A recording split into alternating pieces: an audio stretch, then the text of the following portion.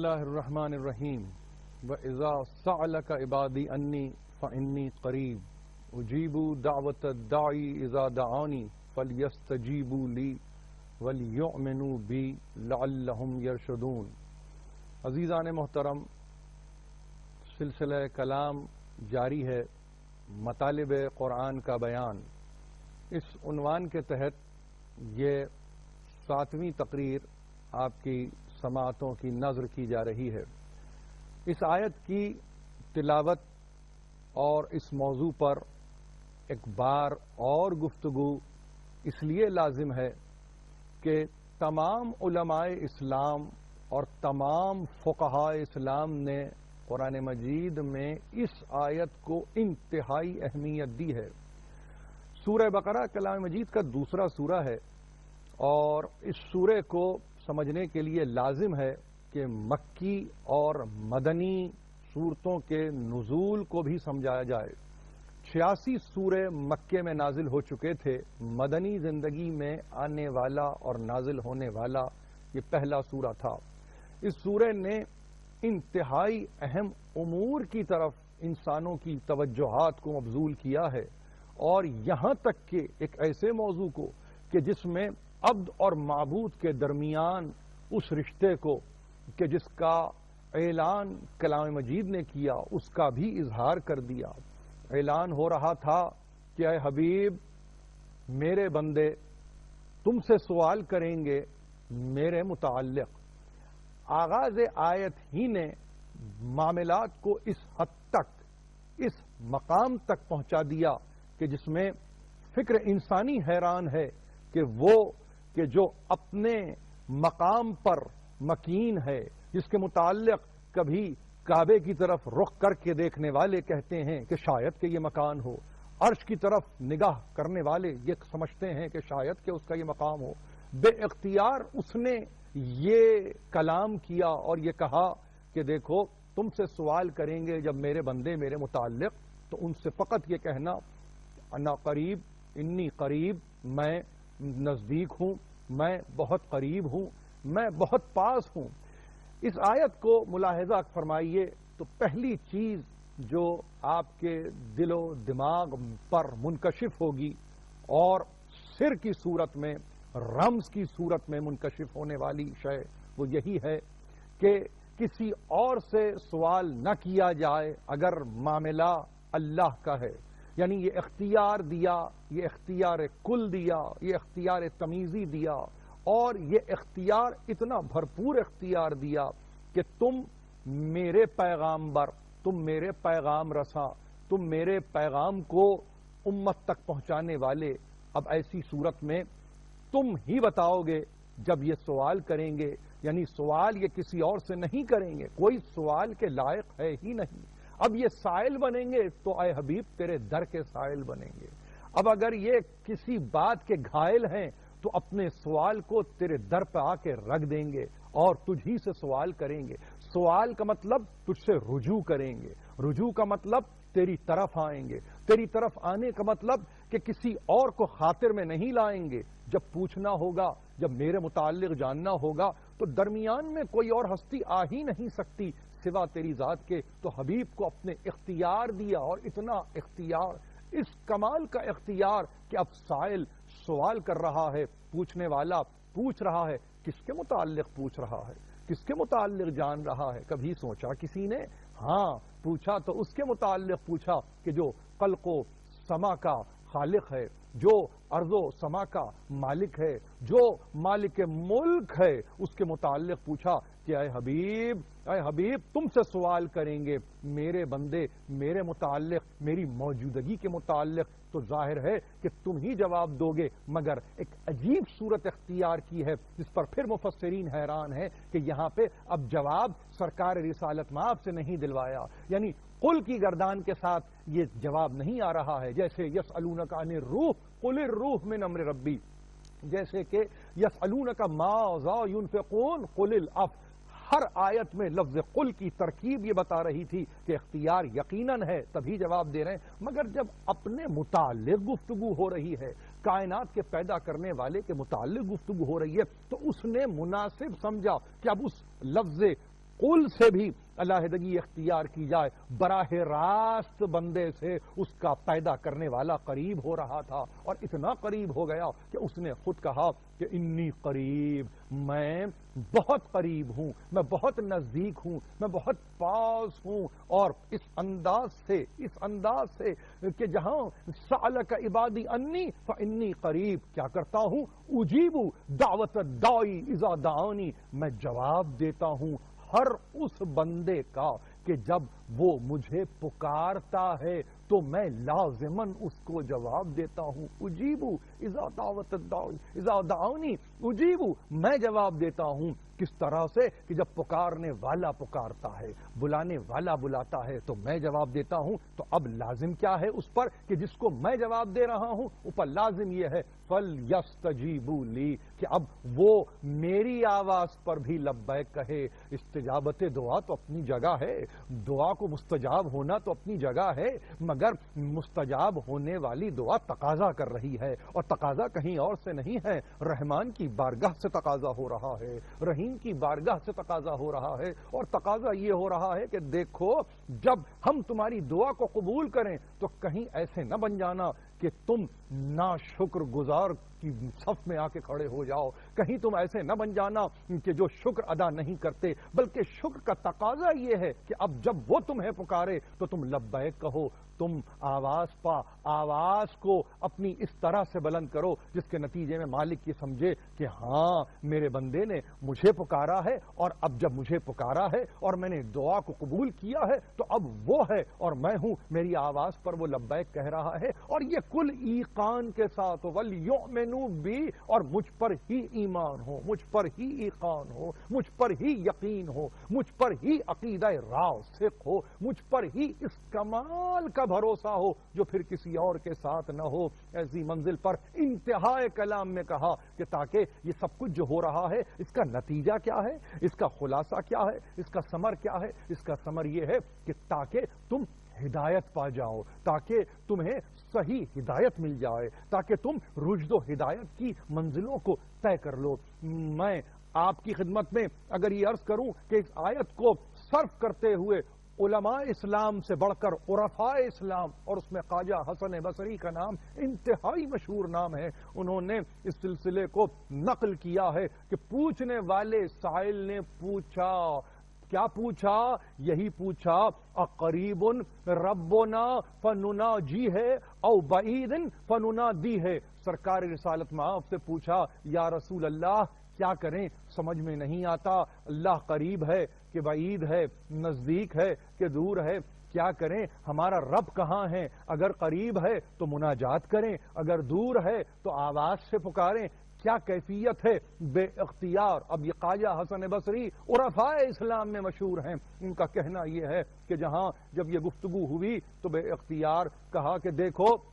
میں تمہارا رب ہوں، میں تمہارا رب ہوں، مگر یہ قربت باعتبار مسافت نہیں ہے، یہ قربت باعتبار فاصلہ نہیں ہے، یہ قربت باعتبار علم ہے، یہ قربت باعتبار قدرت ہے، یہ قربت ہے جو علم اور قدرت کے نتیجے میں پیدا کرنے والے یعنی معبود حقیقی کو اپنے بندے سے نزدیک کر رہی ہے۔ مگر اہل اسلام، اہل قرآن، اہل ایمان اس بات کو نہ بھولیں کہ جہاں پروردگار علی اعلیٰ نے کچھ شرائط کو بھی وضع کیا ہے، رحمان کے بندے ہیں جو سوال کرتے ہیں۔ اذا سألک عبادی، لفظ عباد ہے، عباد کا مطلب بندہ، اور جہاں عبادی کے ساتھ یہ لفظ آ جائے تو اس کا کیا مطلب ہوا کہ جسے وہ اون کر رہا ہو، جسے وہ پسند کر رہا ہو، جس کو وہ قبول کر رہا ہو، بندے کو اس کی عبادتوں کے ساتھ پسند کر رہا ہو، ایک نسبت دے دی۔ اپنے سے منسوب ناتمام کو نہیں کیا جاتا،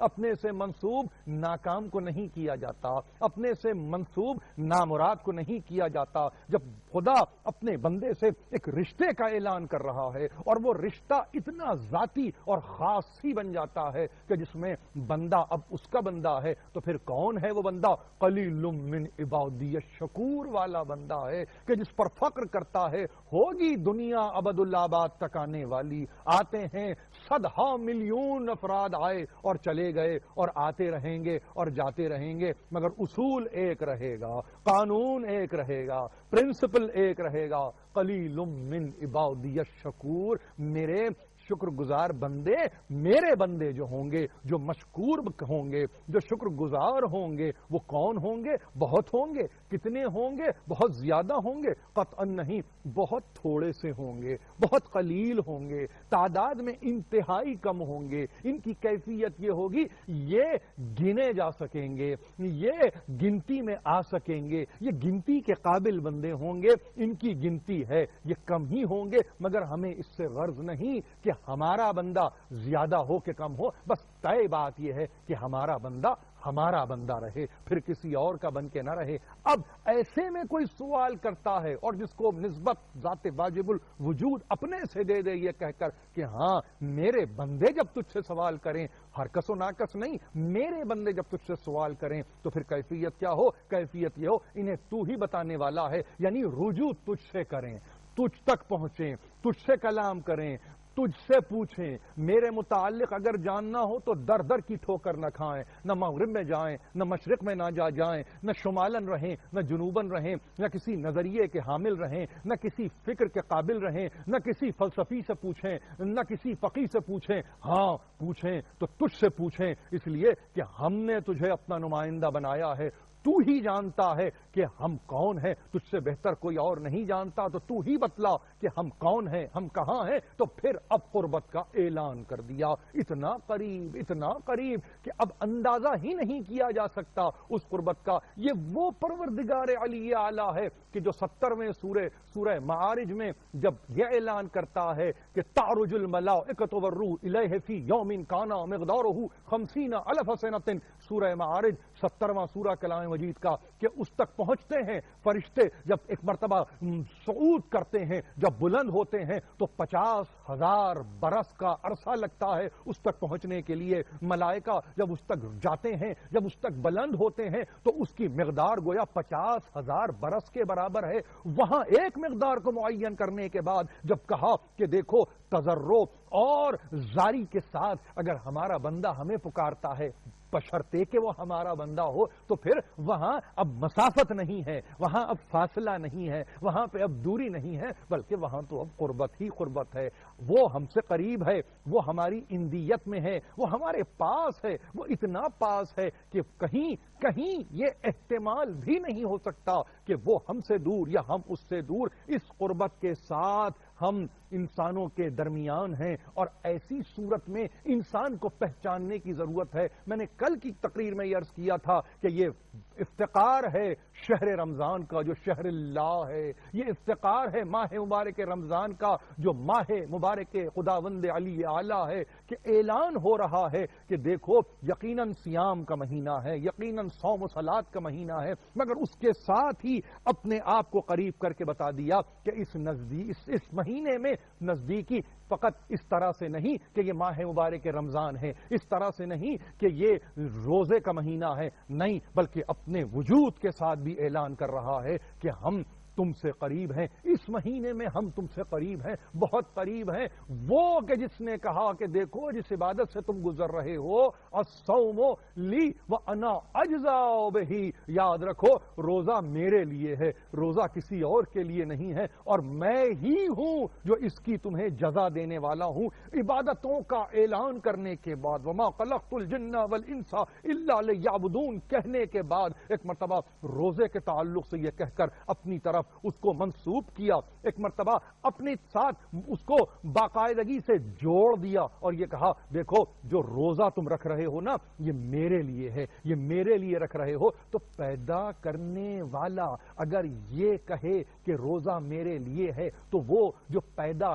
ہوئے ہیں، وہ جو خلق ہوئے ہیں، کیا انہیں زیب نہیں دیتا کہ اپنے پیدا کرنے والے کے لیے ایک روزہ رکھیں، اپنے پیدا کرنے والے کے لیے ایک مرتبہ بھوکے رہیں، اپنے پیدا کرنے والے کے لیے ایک مرتبہ پیاسے رہیں؟ اور اس میں احسان قائم نہیں ہوتا بلکہ عرفان ذات ہوتا ہے، اپنی ذات کی پہچان ہوتی ہے، اپنے آپ کی شناخت ہوتی ہے، انسان اپنے آپ سے خود متعارف ہونے لگتا ہے، اپنی صلاحیتوں سے متعارف ہوتا ہے، اپنے اپنے جذبات سے متعارف ہوتا ہے، اپنی قوتوں سے متعارف ہوتا ہے۔ رمضان کا مہینہ ایسا مہینہ ہے جس میں انسان اپنے آپ سے خود تعارف پاتا ہے، اور یہ بواسطہ ہے، یہ بے وسیلہ ہے۔ جیسے سوال کرنے میں وسیلہ رکھ دیا سرکار رسالت مآب کو، ویسے ہی اپنے سے نزدیکی پانے کے لیے وسیلہ روزے کو رکھ دیا، صوم کو رکھ دیا، اور یہ کہا دیکھو یہ تم اختیار کرو،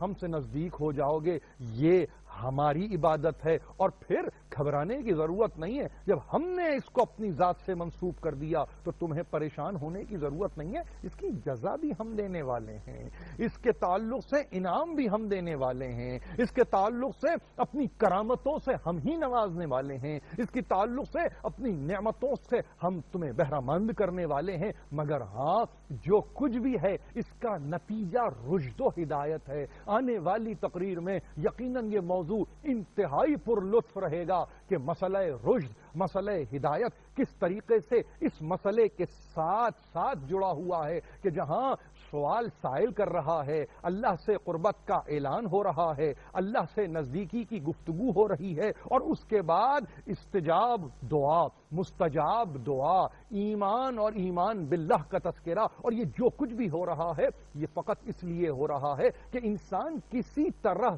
سے رشد و ہدایت کی منزل پر آ جائے، کسی طرح سے ہدایت یافتہ ہو جائے۔ وہ ضلالت کے اندھیرے میں رکھنا نہیں چاہتا، وہ گمراہی کے اندھیرے میں انسان کو رکھنا نہیں چاہتا، وہ نہیں چاہتا کہ انسان اندھیرے میں مارا مارا پھرتا رہے۔ جب تجلی کر رہا ہے تو اس کی تجلی سے استفادہ کرنا چاہیے، جب وہ ہدایت دے رہا ہے تو اس کی ہدایت کو پانا چاہیے، اور ایسی ہدایت جس کے نتیجے میں انسان کی فلاح ہی فلاح ہے، انسان کی عاقبت ہے کہ سنورتی ہے۔ جہاں انسان کی عاقبت سنور رہی ہے تو اس کا مطلب یہ ہوا کہ پھر ایسا انسان نقصان میں جی نہیں رہا ہے، ایسا انسان خسارے میں نہیں جیتا، بلکہ ایسا انسان انتہائی منفعت کے عالم میں زندگی گزار رہا ہے۔ یہ وہ انسان ہے جس کے درجے کو پیدا کرنے والے نے اتنا بلند کیا، اور یہ کہہ کر بلند کیا، قربت، انتہائی قربت، پیدا کرنے والے سے قربت۔ اور جب پیدا کرنے والے سے انتہائی قربت ہو جاتی ہے تو پھر اس کو چھوڑا نہیں جاتا۔ یاد رکھیے،